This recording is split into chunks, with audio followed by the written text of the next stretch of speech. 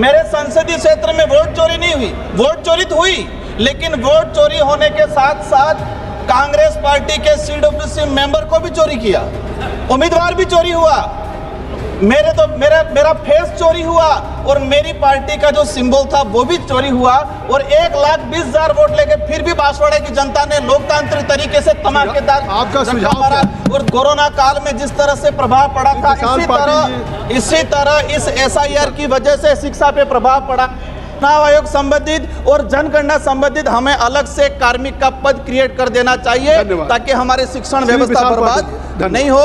दाहोद के अंदर बीजेपी के नेता ने बूथ कैप्चरिंग करके लोगों की लाइन खड़ी थी, वो EVM मशीन लेके खड़ा रहा और पूरे वोट दबाए। राजकुमार रोड जी। धन्यवाद सभापति महोदय। आज SIR पर सदन में हंगामेदार चर्चा हो रही है, काफी हेल्दी भी चर्चा हुई। मैं विशेषकर कम ही समय लूंगा, मैं कोशिश करूंगा कि कम समय मेरी बात रखूं। मेरा विशेषकर सत्ता पक्ष के साथियों से अनुरोध है कि देश में जो SIR को लेके कहा जा रहा है कि घुसपैठिया, तो मेरा अनुरोध है कि टोटल कितने घुसपैठिए आए थे, कहां पकड़े, कहां से आए थे, इनका डाटा जवाब में सामने आए।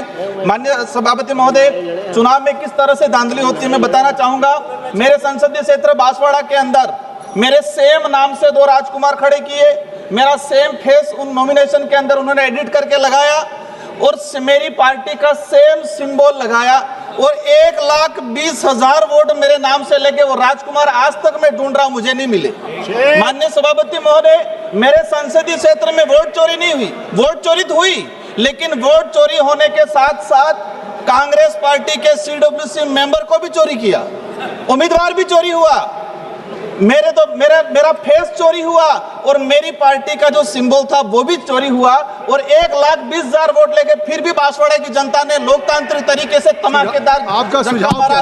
और 2,48,000 वोटों से जिताया। आपका सुझाव क्या है? माननीय सभापति महोदय, मैं कहना चाहूंगा कि जिस तरह से लोकतंत्र की हत्या की जा रही है, दाहोद के अंदर बीजेपी के नेता ने बूथ कैप्चरिंग करके लोगों की लाइन खड़ी थी, वो EVM मशीन लेके खड़ा रहा और पूरे वोट दबाए। मेरे संसदीय क्षेत्र में 84 उपचुनाव, सोलंबर उपचुनाव में धांधली की।